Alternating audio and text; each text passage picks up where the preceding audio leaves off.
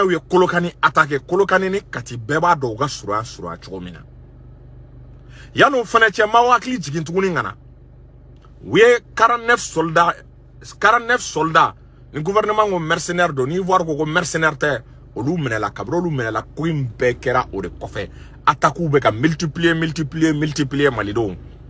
mi ma to amena kana an yere yinenga amena kana question pas d'imposer Katita la we obiu de fligado kango nala we obiu fligado kango nala donc o obi nunu ala ke ay mi me folo pour le moment dega baumake ala armée grina ka offensive mené ka contre-attaque mené mogo munu ya essayer ko be Kati infiltrer armée a essayer ka olu maîtriser c'est nous fene we a tenté ko be c'est nous fene kan attaquer donc c'est nous fene ta la beba do aéroport de be c'est nous et si ya famu aéroport be avion be un hélicoptère do fene be c'est nous on ni ko be c'est nous attaquer o ba yira ka fo et si ya famu ko rebi ko c'est nous fene ta la we mogo bade ne mena c'est nous ta la do fagara do menela nere ka source la yimi mais il paraît que ali ivoirien do yira la est-ce que vous voyez ntise ka fo ni srasu do srasu te sono nga source la yimi mais ko ali ivoirien do sembe akola senu attaque là est-ce que vous voyez donc ni voyez une nouvelle follow muno soro la mais état ou bina le communiquer là ben état bina il be ka communiquer bolmo on ten do wala ne complot de la ben Mali Kamara jamfa ibe jamfa mi ndone complot ere de la bena Mali Kama kam Mali déstabiliser sari nimbara mingera agana blau kuna bolmo nete ninge jihadiste parce que alni ningera jihadiste so be fega jihadiste blaka Mali déstabiliser a jatemne jihadiste meta Kati kan attaquer beba do Kati jome asimi ne be Kati ni Kati attaquer sege be fega coup d'état de ken o jamana déstabiliser le atongo bodo flengo tuguni kata senu attaquer ni be fega coup d'état ke ni be aéroport mene ni mo me fega coup d'état ke mo ne be fega coup d'état ke jagwa iba yini ka aéroport mene iba yini ka jamana kambelebele mene ka dega ke donc on va ira ni action coordonnée ni action planifiée de o de la ni se fait et surasi munu menele ngundo ni ukoko ni dogo ko ivoirien ndo anga gouvernement ko mercenaire udo parce que ay information ni renseignement bayini abulo donc iba e kafo amba fo ukana ni mercenaire et ukana ni sarasi numbla Jonathan parce que contexte mega ke anse ka permettre ni ka men numbla ama e gouvernement somina or la gouvernement ko ministre ka rotation jo ang me bomin kalama we Mali fa mercenaire la anhina ma benalache ame bomin kalama Mali de me bomin kalama ou ye jamana kun fa mercenaire la parce que o kumena ni système na ou te contrôler ou be do anga jamana kono afta fo et passeport civil bubolo doy maso doy mengansi doy chauffeur oh arme lourde bubolo nu ko kube tiene nga nyete sorala ama orla état mesure d'ota ko marchi aller ni meeting ni fin nu état badé interdit manifestation ni fin chama mais état fola mo chama undimina wakati mais ne ma dimina ne afamu c'est pour des raisons sécuritaires donc iba e kafo ni donner donc mais esi ya famu état malien ngoro yan ni chefene iba do ko koyen java Amérique ambassade de la ko attaque do kumbe Bamako ka il y a un mois ni ma fli il y a un mois de cela Amérique ambassade oluko ko attaque do kumbe Bamako ka anta do ya don choko jumena mais ala kele ne ba do ore la amene contexte mina il se pourrait mogo nana attaquer a tiena ou bolo situation contrôle be armée bolo mais do bola donc do bola olu nana probablement iba soro ou do nana kana ou dogo mogo chela ou be o do kelendo ga infiltrer ante adon donc ni c'est fait mogo ni mouvement suspect ye mogo doye aye chugo media kon iga signalé autorité ouele autorité ga numéro vert c'est no lauk mega numéro vert do bla ou ga singa numéro vert ni bla tuguni donc ni mo me renseignement dit mo mana fait suspect doye iga woro la ika laje est-ce qu'il y a famu iga autorité contacter rapidement iga autorité saisir à information na mais ame sega kan tuguni mo fene kana ni a mebe autorité saisir mo fene kana ke règlement de compte parce que account do de la ka 2012 c'est-à-dire dobi créfe étranger do est-ce qu'il y a vraiment aranker korobi na je droga giringa tigi wele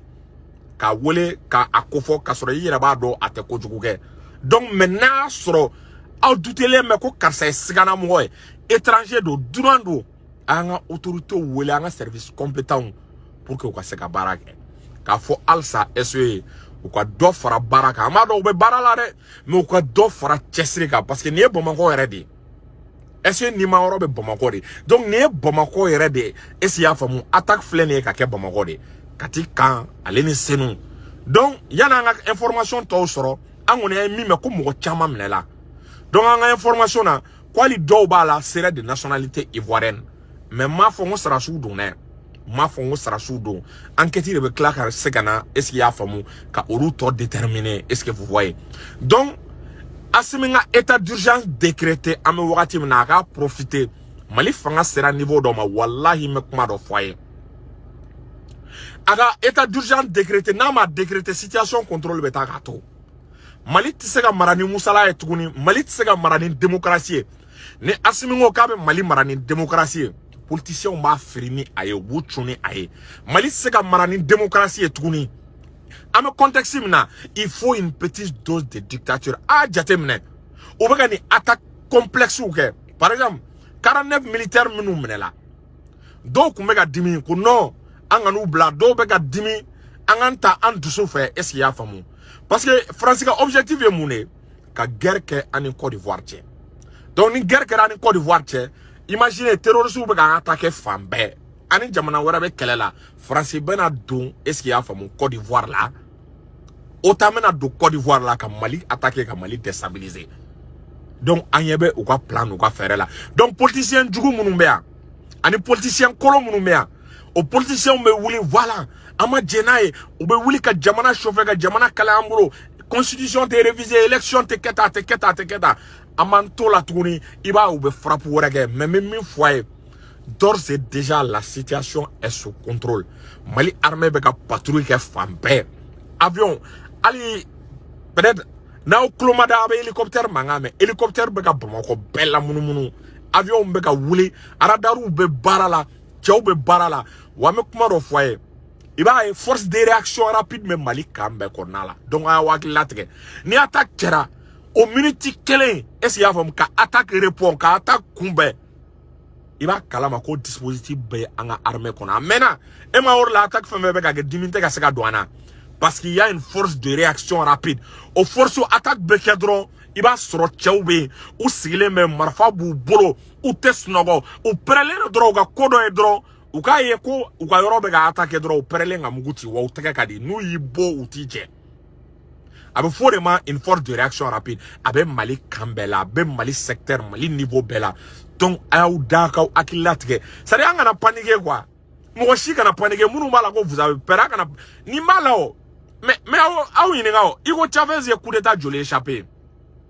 Hugo Chavez Venezuela présent mimbana ay coup d'état jolé échappé Maduro Venezuela au coup d'état jolé échappé Thomas Sankara coup d'état jolé échappé est-ce que vous voyez yani Blaise nous ngatani aye mo ni bana francitama abli kuna ko ni mbengwa Dieu dongo do ba essayer ki ka fanga déstabiliser amma blanga habitude la anga snogo no anga mirino akana panique au bord de ko ka an lasira donc nan lasira na obe ferama donc anga danga armée la anga twanga autorité ko armée be ga barake bide ne sona anga armée wallahi ne dusugun ere sona ko armée bambolo o e bide mindara malika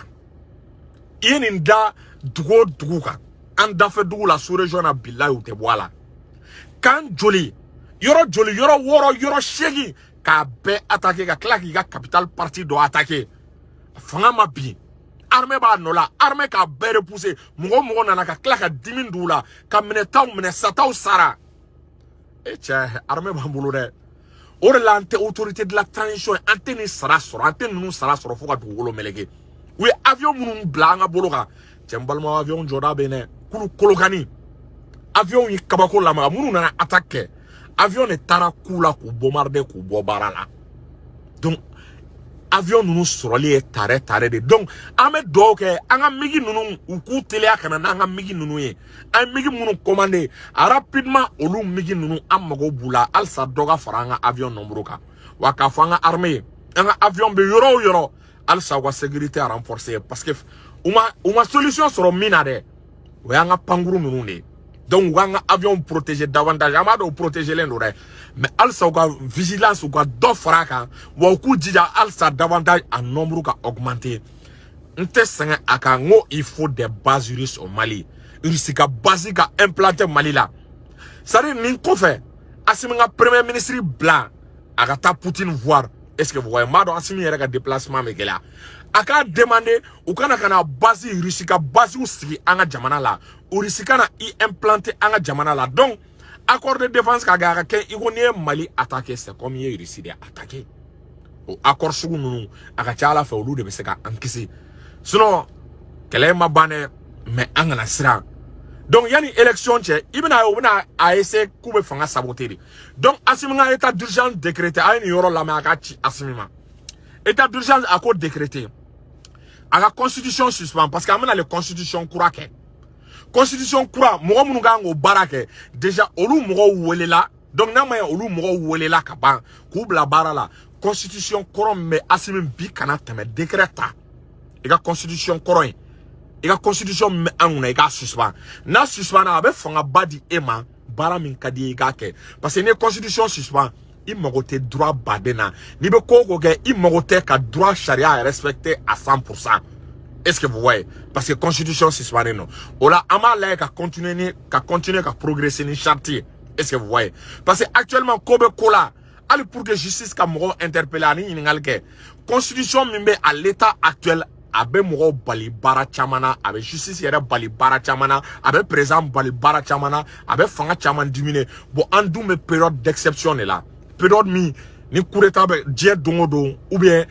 iba ye coup d'état ou be anje tuma chamana anga kaumbe attaquer djihadistes ou be attaquer donc période kono état d'urgence de be décréter région nunu ngono région munu ngakala il est état de siège décrété état de siège ka militaire ou bla fanga la yoro la militaire ou ka yoro non chéri donc Bamako état d'urgence be décrété no kera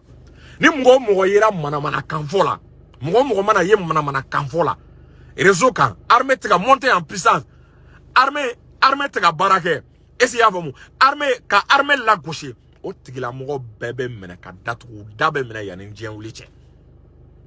Obet ato administration état ka fanga be boyan kojugu est-ce qu'il y a femme donc na klibe ala ne mena mega état d'urgence décrété le fort maintenant Assimi constitution suspend parti politique ou be mangan fou parce que constitution ne ma suspend ni o suspend ça constitution kura ya no baraka damne e ka suspend peut-être 2 à 3 mois le temps est revue donc ni a suspend fanga be di gouvernement me fanga baden sur administration me fanga baden sur donc ou be baraka ka jamana la fonctionner ni mogo munu ngo coûte son doreto ou be mena ka datu ko bla berela parce qu'à un certain niveau ma amanga survivre makana tante ambulo